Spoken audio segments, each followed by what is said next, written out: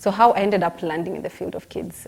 When I was a child, I know there's always this notion that girls love dolls, and because they're brought up with, and that's how they're supposed to be. I was brought up in between boys, so we had cars and all these kind of games, but still I was always drawn to having dolls. And I was the type from the time I was 3. My babies had to be cleaned and they had to be, you know, dressed up, and because my mom was a designer, so she had to make clothes for them because I would insist on that, and I'd always take care of my kids. Then when I reached about the age of 5, 6, one of my mom's best friends had a baby, a newborn baby, and my love for kids, I insisted I want to carry the child. And you know, when you're at 5, 6, you don't really know how to hold the kid. So I'm standing and I hold the child at the legs, and the child obviously falls backward because they don't have head control.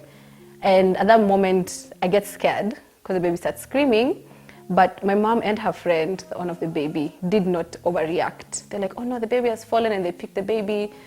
She fed the baby, rocked the baby, and this time just told me, you know what, just now sit properly, you know, put your legs straight, and then they gave me the baby again. And for me, I always say that was my make or break point. If I was shouted at or condemned for that, I don't know, maybe my career path would have been different. So that's how I found myself in this field of children. And from that time, that baby became one of my favorite. We're just like 4 or 5 years apart. So just to take you back a bit, we're kind of a family of 4, but originally for the first 10 years of my life, we were only 3. And I was the second born, but the only girl in between boys. And what kind of child would I say I was? I'm a very outgoing child, but also very loving. And because when you're the only girl in between boys, there's that aggression, so you tend to be closer to your parents. Yeah, and so that's how I was then. When I was about 5, 6, seeing the boys, and my mom was like, "These guys, you're going to get hurt." And I always did get hurt when I tried playing with them because they were sometimes a bit aggressive. From the time I was 5, I prayed for a sister, but God works in His own ways. She came 5 years later, so when I was 10, and I think for me that was one of the best moments, I say, to date of my entire life, having my small sister. And I remember that time when I carried her the first time after she was born. I think I came in a few hours later because my dad came to pick me from school. He's like, "Oh, mommy, you have a baby sister." And I was just like, "I want to go see her now. And my dad's like, "No, mommy's resting." I'm like, "Now." So I remember when I went to see her, at that point I was about 10. So my sister was like, used to reach me like somewhere here. And I remember like holding this thing and so much admiration for this little girl. And she became, I wouldn't say my toy, but she became like my live doll. Yeah. So from that age, my mom allowed me to learn how to feed her, learn how to change her, you know, played a lot of games with her. And I remember my mom, you know, after you've had a lot of kids, by the time the last one is coming, which is 8, 10 years later, she's like, "I'll put you to sleep and you'll cry and you can sleep." So I would sneak out.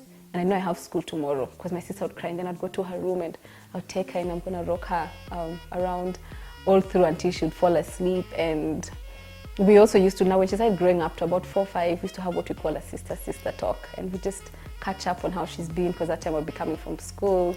And yeah, so right now she's my best friend, one of my best friends. She's now 19, a big girl, but you never seem to get out that headspace of wanting to take care of your little child. And from then, that's how it grew. I went to high school in Laser Hill, and I think that's also one of the places that really nurtured my love for kids, because we had a preschool, even though I was in boarding. So it was from preschool up to high school, and during my free lessons, I was allowed to go to the school, and I would, most of the time, once my classes are over, go down there and want to play with the kids, teach them a little bit. And the school was always, both the high school and the primary school, head teachers were always very willing and happy for me to work with the kids. And teachers always be like, "You really love kids." And I'm like, yes, if I had anything to do with my life right now, it would be that. So that informed my choices. So when I finished school, joined the University of Nairobi, Kikuyu campus, to do my degree in early childhood education. And I think from that day, I remember there's a time I was walking up because it was a bridge going to the classes. I remember there's one time I stopped on the way to just marvel at how much joy I was feeling in my course, how much I was learning, how much I was, like, I really, really enjoyed what I was doing. And always would say if I went back again, despite all the negativity people were telling me about this course, I would still go back and and choose it. So when I was choosing my undergraduate course, there's a lot of time because we had about 2 years before we joined, but you had to choose like immediately after campus, and that's before results came out. And I remember after my results came out and I was choosing the course, I was thinking I want a course where I can have a personal relationship with kids.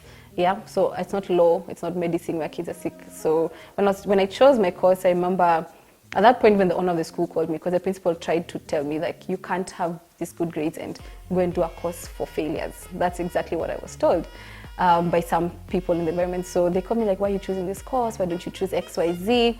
And I told them, no, I've seen what I want and this is what I'm sticking with. And the thing that helped me the most was my parents really believed. They knew since I was a child that I loved kids. My mom obviously was full force, like, go do it. My dad was like, okay, mommy, I know you love kids and it's what you want to do, but have you considered, you know, because of that feeling of, I want to see my kid because at first they've done this and this. And I told him, Dad, I love you, but I'm going to do this, you know, and I really want to do this course because of X, Y, Z. And he's like, you know what, just go ahead. And before I joined, I remember we had this family gathering in December because we always meet as a family, extended family and everybody. And one of my relatives asked me, so you're just going to be running around cleaning children's noses? And you know, with that sneer in her face. And I was like, yes, that's exactly what I'm going to do. Because you have to say, if you know what you want to do, you do it with chest. I mean, that's exactly what I'm going to do. And I didn't continue the conversation after that. And I went to campus and there's a point where, as I said, like, you want to cry because I couldn't believe how much joy I was finding in what I was doing. And that's how I ended up just choosing my career path and went all the way with it.